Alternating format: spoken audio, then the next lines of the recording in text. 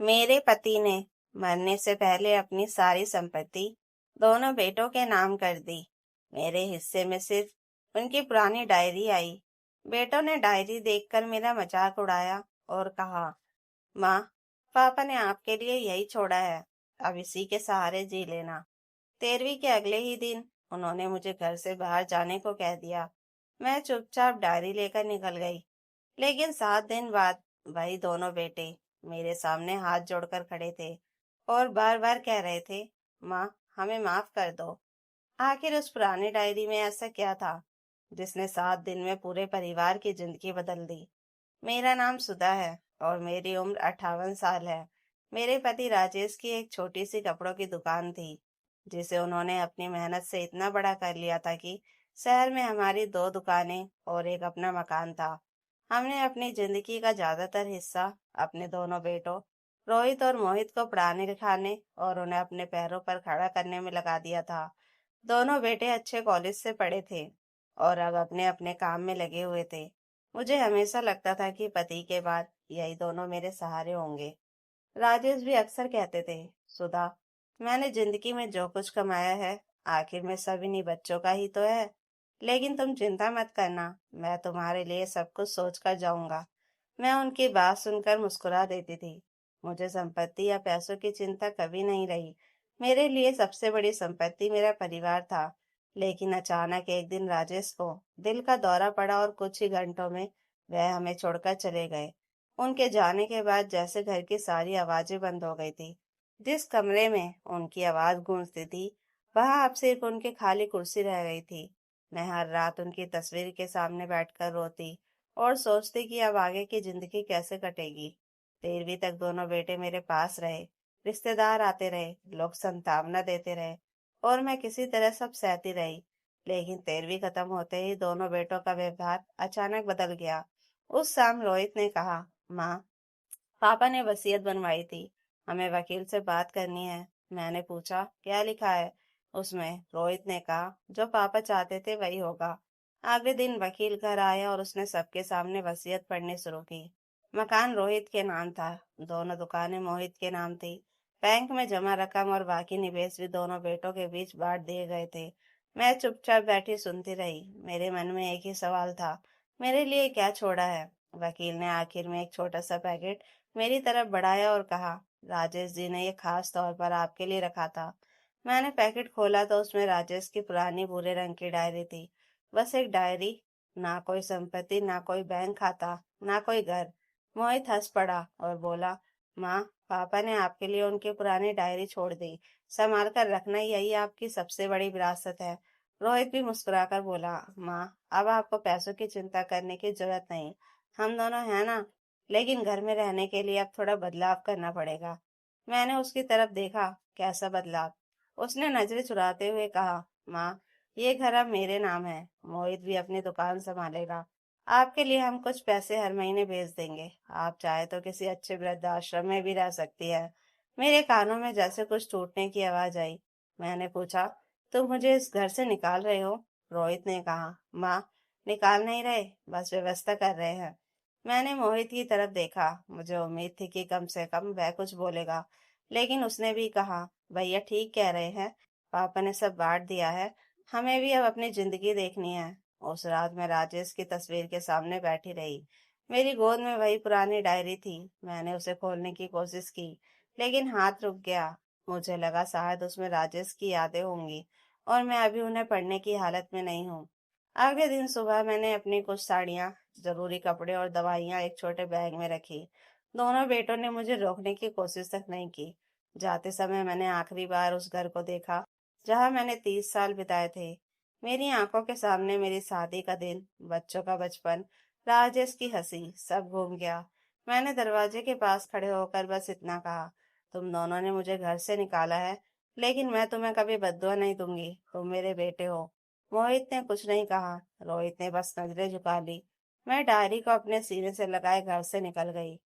मुझे नहीं पता था कि जिस डायरी को मेरे बेटे बेकार समझ रहे थे, वही राजेश की आखिरी इच्छा अपने अंदर छिपाए बैठी थी।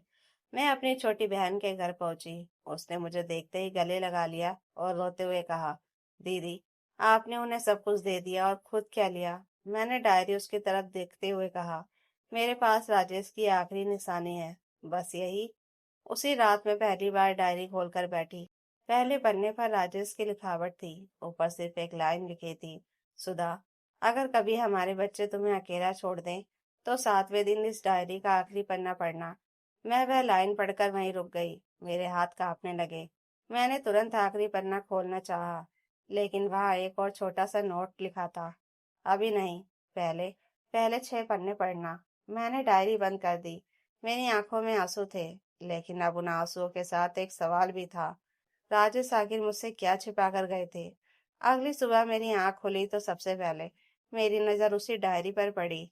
रात भर राजेश की लिखी वह एक लाइन मेरे दिमाग में घूमती रही। पहले 6 पन्ने पढ़ना। मैंने डायरी खोली और पहला पन्ना पढ़ना शुरू किया। उसमें हमारी शादी के शुरुआती दिनों की बातें थी। राजेश ने लिखा था कि जब हम शादी करके नए घर में आए थे, तब हमारे पास ज्यादा पैसे नहीं थे। उन्होंने छोटी सी नौकरी से शुरुआत की और मैं घर पर सिलाई करके उनका साथ देती थी।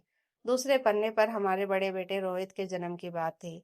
तीसरे पन्ने पर मोहित के जन्म का जिक्र था और हर पन्ने पर राजेश ने हमारे परिवार से जुड़ी छोटी बड़ी बातें लिखी थी। मुझे लगा शायद यह सिर्फ उनकी यादों की डायरी है, लेकिन 6 पन्ने पर पहुंचते ही मेरा हाथ रुक गया। वहां लिखा था, सुधा, मैंने अपनी जिंदगी में जो कुछ बनाया है उसमें तुम्हारा हिस्सा मेरी नजर में सबसे बड़ा है। अगर बच्चे कभी सिर्फ कागज देखकर अपना हक समझने लगे तो उन्हें उस यह डायरी जरूर दिखाना। मैं कई मिनट तक उस पन्ने को देखती रही। मुझे समझ नहीं आ रहा था कि राजेश आखिर कहना क्या चाहते थे। मैंने अगले पन्ने पलटे तो वहां कोई कहानी नहीं थी, बल्कि कुछ तारीखें और रकम लिखी थी। पहली तारीख हमारी शादी के कुछ महीने बाद की थी। उसके सामने एक रकम लिखी थी, मेरी सिलाई से जमा किए गए पैसे। दूसरी तारीख उस समय की थी जब हमने पहली दुकान के लिए पैसे जमा किए थे। उसके सामने भी रकम लिखी थी। नीचे राजेश ने लिखा था, पहली दुकान की शुरुआत सुधा की बचत से हुई थी।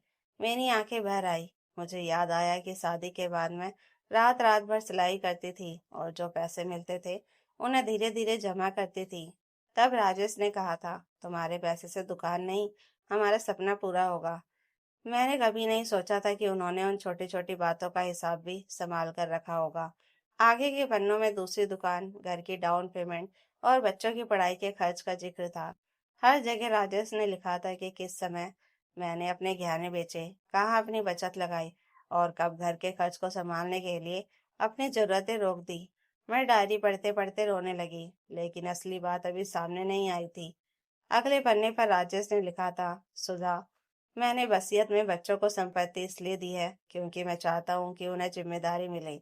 लेकिन मैंने तुम्हारे लिए एक ऐसी सुरक्षा छोड़ी है जिसके बारे में उन्हें पता नहीं है।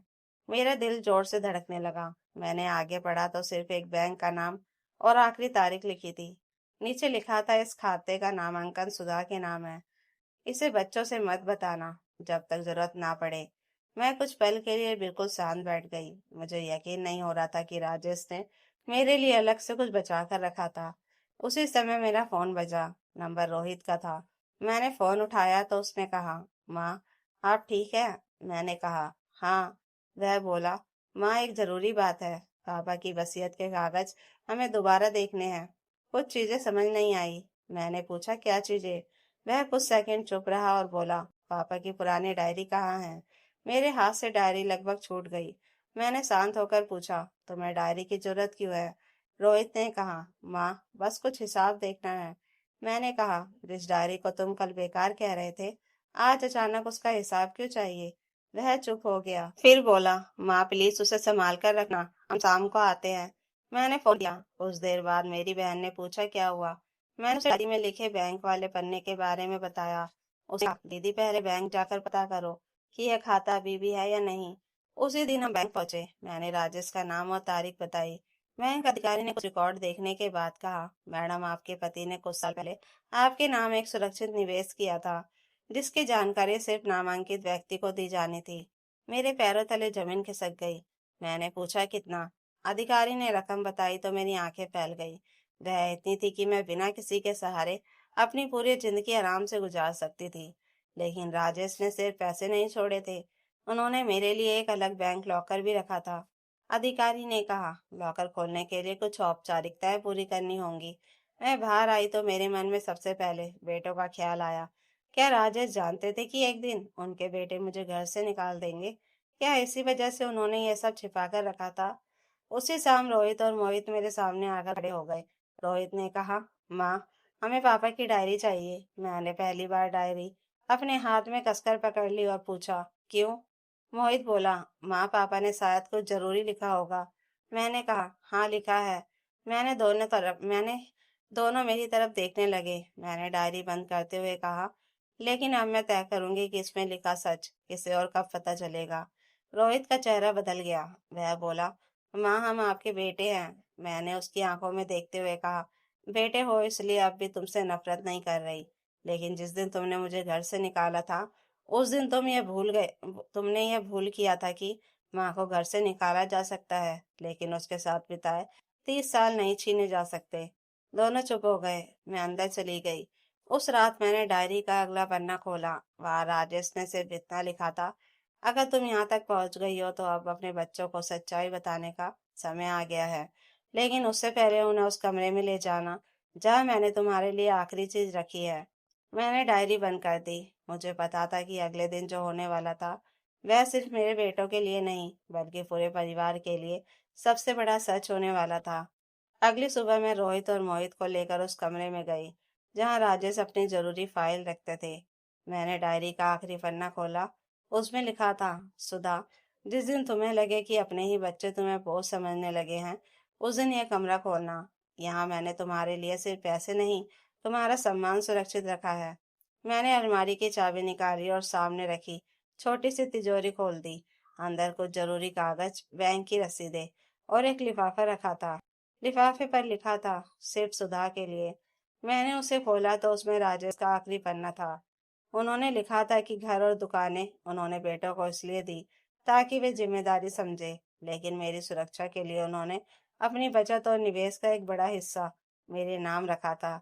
साथ ही एक बात और लिखी थी, अगर मेरे जाने के बाद मेरे बेटे तुम्हारा सम्मान करे तो यह पैसा उनके बच्चों के भविष्य में लगा देना, लेकिन अगर वे तुम्हें घर से निकाल दे तो इसका 1 रुपया भी उन्हें मत देना। पत्र पढ़ते पढ़ते मेरी आंखों से आंसू बहने लगे। रोहित और मोहित सिर झुकाकर खड़े थे। मोहित अचानक मेरे पैरों के पास बैठ गया और रोते हुए बोला, माँ, हमें माफ कर दो। हमें लगा पापा ने सब कुछ हमें दे दिया है, इसलिए अब इस घर पर हमारा हक है। हमने यह तक नहीं सोचा कि जिस माँ ने हमें बड़ा किया उसका घर से बड़ा कोई हक नहीं हो सकता। रोहित भी रोते हुए बोला, माँ, हमें डायरी नहीं चाहिए, हमें बस आप चाहिए। मैंने दोनों को देखा।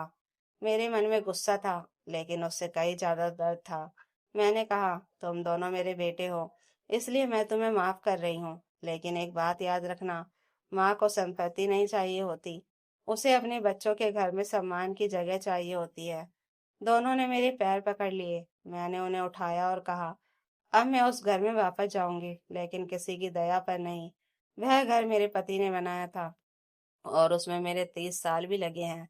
उसी शाम हम तीनों घर लौटे। दरवाजे पर पहुंचकर रोहित ने चाबी मेरी तरफ बढ़ाई और कहा, माँ, ये घर आपका भी है।